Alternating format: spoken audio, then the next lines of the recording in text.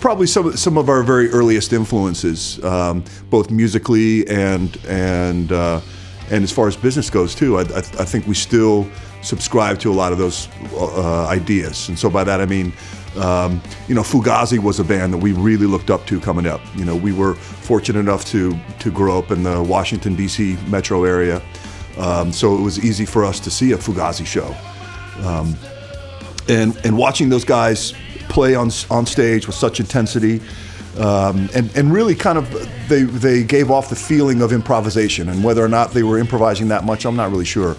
But there was always a very exciting kind of energy that would happen at these shows. You weren't really sure what was going to happen next. And I think we took a lot from that. And I think we also took a lot from the business model of running your own label, running your own business in a way that's comfortable for you, for the band, that works for the band. Because every band's different, and the business model that we have doesn't work for other bands. But I think coming up in that part of the country made us aware that you can do this. You can run your own label. You can book your own shows, and you can just get in a van and you can drive across the country and you can play shows, and you can do this. And you don't have to rely on a booking agent to do that. You don't have to rely on a record label to do that, a manager. You just have to decide you want to go play shows, and you can do that. And I think we learned a lot from growing up in the area that we did. Today, our guest is Meinl Cymbals artist and drummer for the legendary rock and roll masters Clutch, Jean-Paul Gaster. Jean-Paul has been with Clutch since the band's beginnings back in 1991 in Maryland.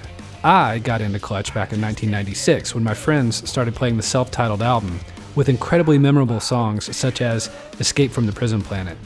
I first saw Clutch in 98 at the now defunct House of Blues on the Sunset Strip in Hollywood. This would have been during the tour for the Elephant Riders album. One writer once described them as a mixture of Public Enemy meets Led Zeppelin, and that's a pretty apropos description. I remember watching Jean-Paul at the House of Blues and admiring the ease with which he made Clutch's deft turnaround seem as straightforward and heavy as a Phil Rudd 2-4. Fast forward a few years, and I began working at Meinl Cymbals as the artist relations manager for the US and Canada at the end of 2003. After some research, I began sending some cymbals to potential artists to try out. And one of those first potential artists I sent cymbals to was Jean-Paul Gaster. I couldn't believe that no one had ever made a serious effort to work closely with Jean-Paul as an endorsing artist.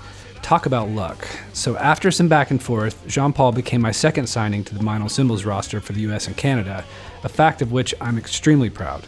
And now, almost 15 years later, here we are, hanging, filming videos, and doing a podcast. My friend and Meinl Cymbals artist, Jean-Paul Gaster. Welcome. Thank you for having me. So let's launch right in. Got a bunch of Barbara Walters style questions for you, dude. Okay. All right. In no particular order either. Okay. So Clutch formed in 91, released its first album in 93, right? Yep, first full-length record, 93. Okay. And now you've just released album number 12? Correct. Book of Bad Decisions. Correct. All right. So that's 27 years as a band with the same lineup. The same lineup. That's incredible. So if you could travel back in time to 91 and have a chat with yourself, knowing what you know now, what's the most important piece of advice you would give yourself back then? I think probably we would have avoided the pitfalls of signing to the major labels the way that we did. The 90s music business was considerably different than what we see today.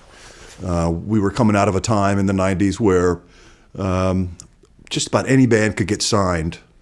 And I think a lot of folks out there thought that by getting signed, you reached the goal. And the reality was that was just the beginning of the work. We bounced around from label to label all through the 90s and then even into the early 2000s. And it was a frustrating time for the band because we were spending a lot of time thinking and talking about stuff that really had very little to do with music. And it wasn't until 2008 where we decided we needed to start our own label. And once we did that, it was as if a huge weight had sort of just lifted off our shoulders. And it's made being in a band more enjoyable. those early days were frustrating because you were constantly going back and forth between either labels or A&R reps, and it's a lot of energy spent in places that were not creative. And I kind of wish we'd kind of taken the bull by the horns earlier and tried to get our own label off the ground even back then. Mm. So you said something that made me think of one of the questions I had for you. I once had a pretty famous drummer tell me that he really respected Clutch's business model. You had mentioned that you took the bull by the horns back in 2008. And I'm assuming he's referring to the way you guys have your shop running now. So in a nutshell, what would your current business model be that works so well for you guys and allows you to focus on the music? Well, with Weathermaker Music, we have just a few folks that run it. We have Stefan Kostner. He is our label manager. He handles the day-to-day stuff with the label. The 4 band members are also very involved in what happens. Jack, our manager, he helps out quite a bit too. It's very much a team effort. My wife, Joanna, she's involved too. She's a bookkeeper and she runs the warehouse. So it's a very tight unit. And because of that, we can do things efficiently. There's very little time when it comes to making decisions. You know, we can be faced with some kind of a scenario, and within just a few phone calls or a couple emails, stuff can happen very quickly. And because of that, I think it's made our time that we spend actually working on the business side of it a much more efficient period, and then we can take more time to jam. So like a lean, fast business model, basically, instead of bloated and slow. Right. Yeah. Exactly. And you know, and we're still learning. You know, each record that we put out is it's a learning process, and we still make mistakes. I think we're getting better at it. And at the same time, we have to be very aware of how the music business is changing, because each record that we've released over the last 10 years. The landscape has changed, sometimes considerably. I would say that with Book of Bad Decisions, we probably saw the most change between Book of Bad Decisions and Psychic Warfare. Interesting. Well, I imagine with a lean, fast operation and you guys making decisions so quickly, the one thing that makes that really possible is the fact that you guys you all get along. There's no crazy personalities that stick out. Everybody meshes well. So that made me think of another question I had. You guys have always pushed your own musical envelope, never settling on one specific formula and riding it into the sunset, you know, beating a dead horse kind of a thing. But even so, what common thread, seen or unseen, heard or unheard, has been a constant for the band throughout all this time with the same 4 members?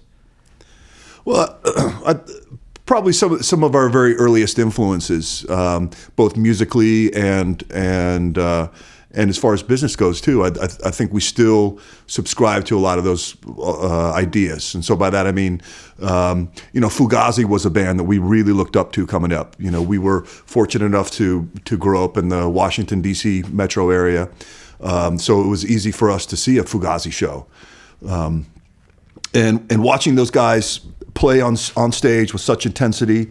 And really kind of they gave off the feeling of improvisation, and whether or not they were improvising that much, I'm not really sure.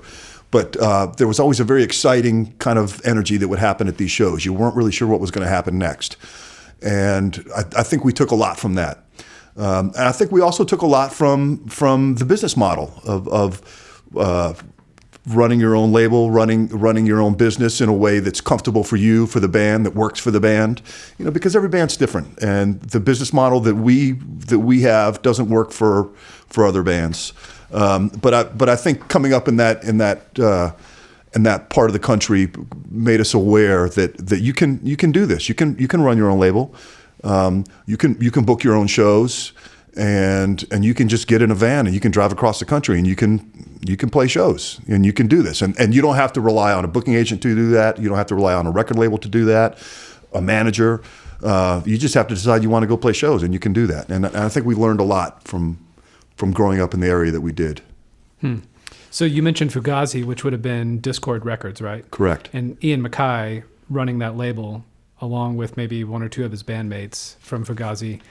That made me think of another question I had talking about SST, sort of, I don't know, Discord's West Coast brethren, kind of, that was run by Greg Ginn from Black Flag. So my question was, which bands are coming along now that are going to carry the torch that the SST and Discord era bands passed along to you guys?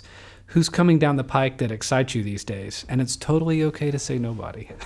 Well, as far as the business side of it goes, it's hard to say. You know, it's very difficult for a young band to sort of get any traction these days, and so you I think are in some degree dependent on others to help you get your music out there.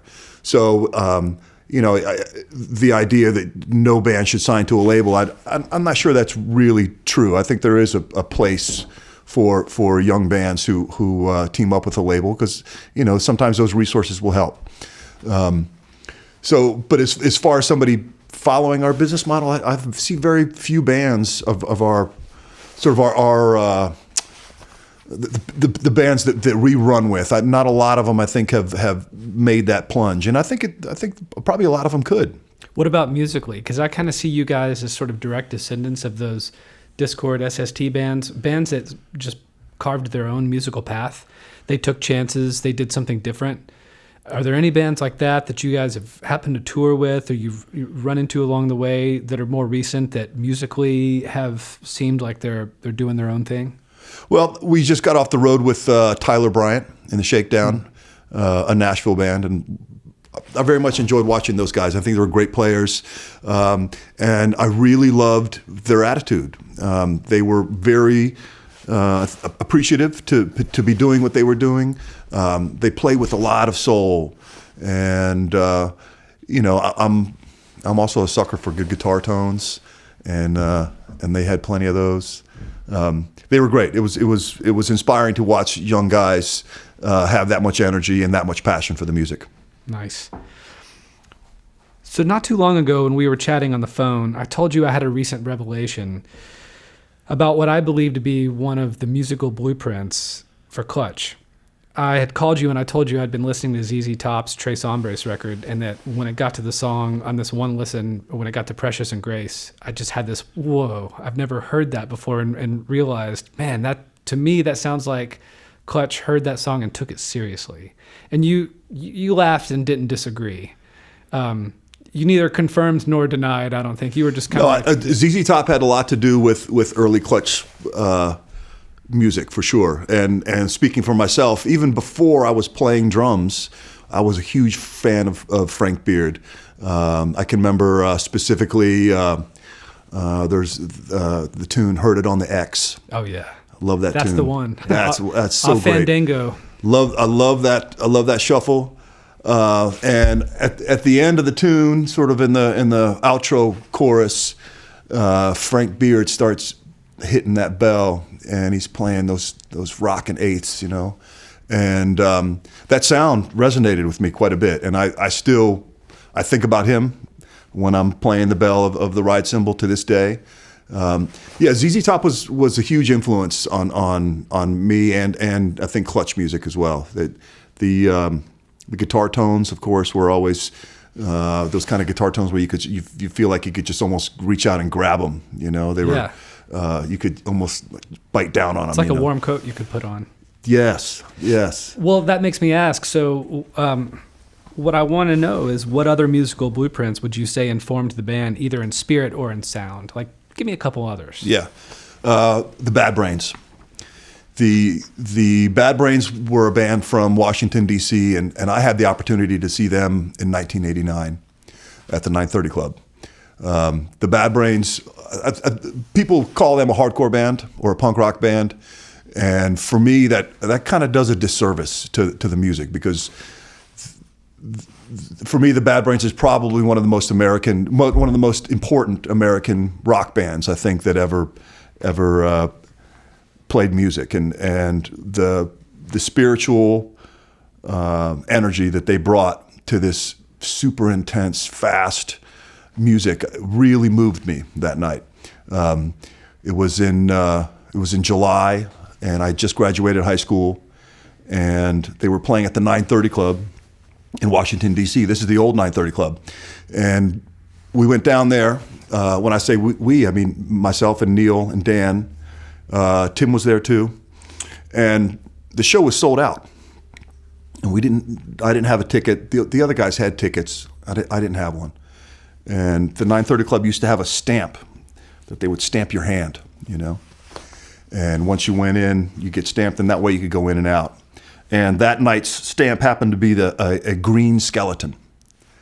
And so I remember hanging outside of the club and running into a friend of mine, and this friend had a green magic marker. And Neil, he's a pretty artistic guy. He's good at drawing. And he drew a green skeleton on my hand. And I kind of smeared it a little bit, and I was able to get into the club, and I saw the Bad Brains. Awesome. The energy that they brought to that stage, though, was really amazing, because they were able to take what was just a nightclub, just a black room, really, and they turned that room into a church that night. Mm-hmm. And I saw those guys play, and I knew that's what I want to do. I want to be like those guys. And their music affected us in a big way. So I would say the Bad Brains for sure is important. Another local artist that had a lot to do with the way Clutch sounds now is Chuck Brown. Chuck Brown was what people would call the godfather of go-go. He invented go-go music. And go-go is a very specific kind of funk that happens in Washington, D.C. It started in the 70s.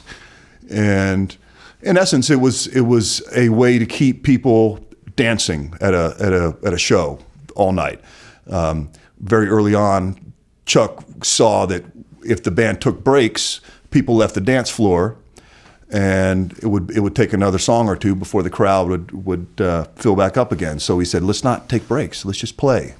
And in between, they would have these sort of percussion interludes. And so the band would flow from one song to the other.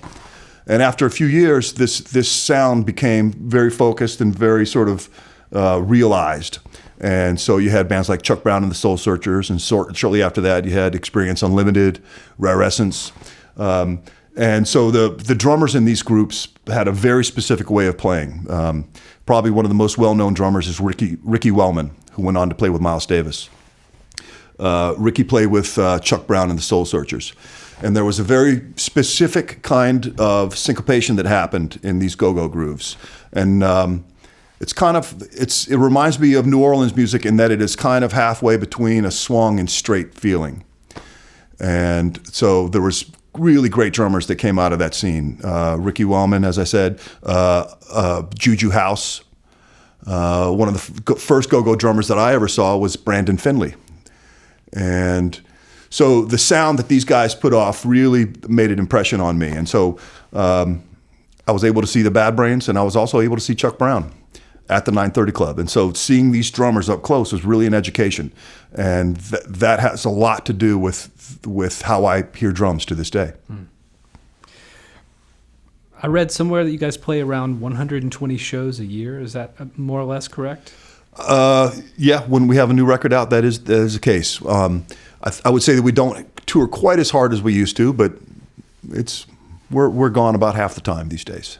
Okay, so when you're playing more or less 120 shows a year, and then you're done playing the shows, and you're at home writing music, working together on new material, and then you're done with that, what do you do with your time away from writing music and touring? Like personally, what do you do? Well, I spend time at the Weathermaker warehouse. We run the label out of the same warehouse that we rehearse at and store all the gear. So I'm over there quite a bit. I'll pack up stuff to ship out overseas. I'll have friends over and I'll record them. I like to play music, and so even when I'm not doing Clutch music, I'm jamming with other guys, recording other stuff. For the most part, I spend my time doing those kinds of things. Here's a totally random question. The question I just asked you made me think of this one. So let's say you're at the dentist office. You're waiting. You've got your phone out. You're just kind of mindlessly killing time. So what would you be looking at on your phone to mindlessly kill time? Is there a certain app that you're into that you scroll through? Is there a news site that you'd be reading on your phone? What would it be? Yeah, I'll read the Washington Post. Sweet. I have the Washington Post app. I spend a lot of time looking at that. I don't do social media. I don't have Facebook. I don't have Instagram. I don't do any of those things. I'm probably one of the few people who don't. You lucky bastard. Yeah. I think I would suck at it. Sometimes it's more voyeurism for some people where they don't participate. They just watch. Yeah. But Yeah. So Washington Post while you're at the dentist, basically. Right. That's what you're telling me? Right. Okay. Exactly. Here's a weird one. You signed with Meinl in 2004. Like I mentioned in the introduction, you were technically the second guy because what happened was I had been working on you and Braun for Mastodon at the same time. Then you happened to be on tour together. So I see you guys in Louisville, Kentucky. I bring the contracts with me because at that point you had both told me you were pretty much ready to seal the deal.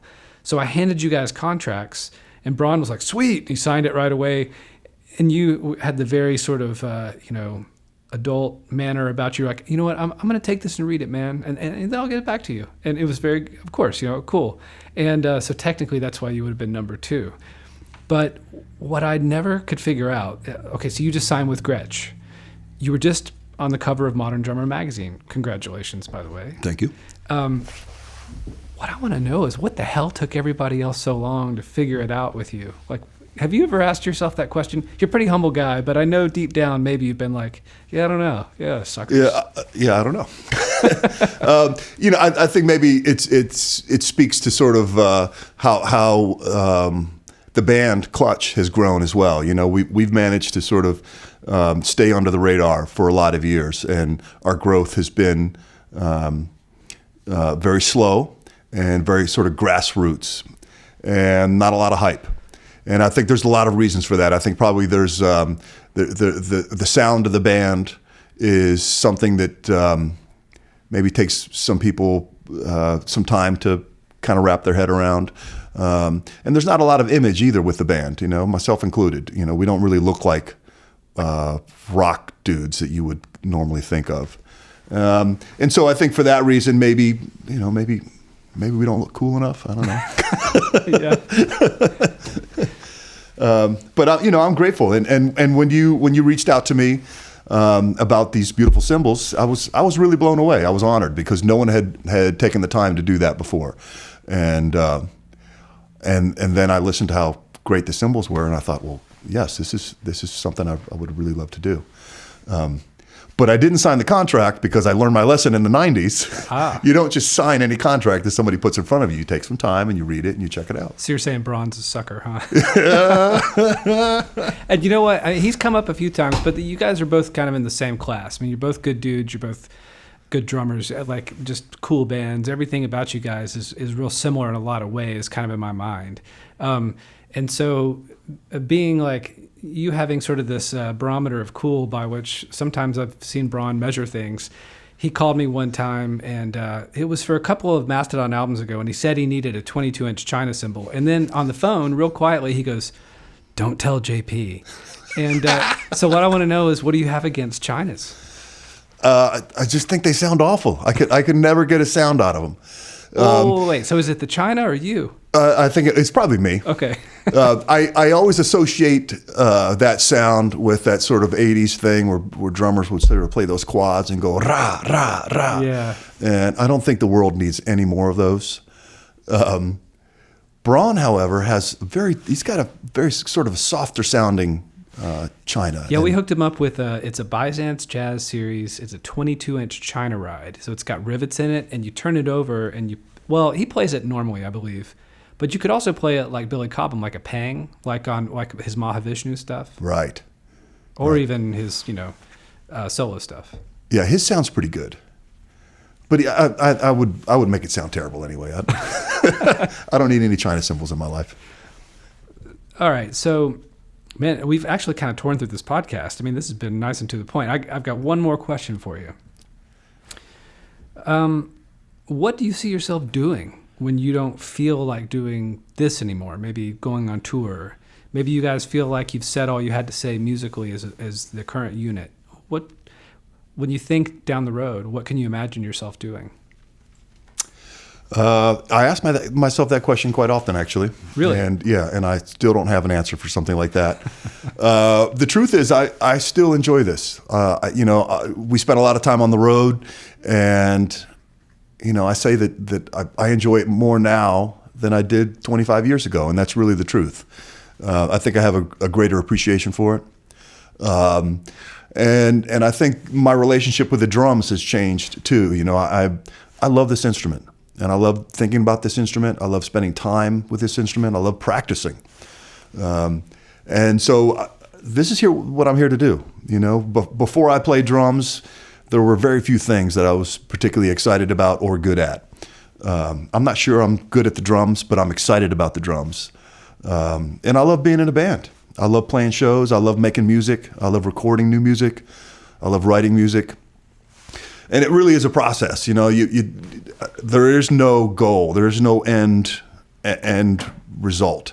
You just have to enjoy this instrument. Enjoy the drums. Think about the drums. Think about what the cymbals sound like and what it sounds like when you hit them this way or that way. Just enjoy that process, because that's, at the end of the day, that's really what this thing is about. And I intend to keep doing that for a long time.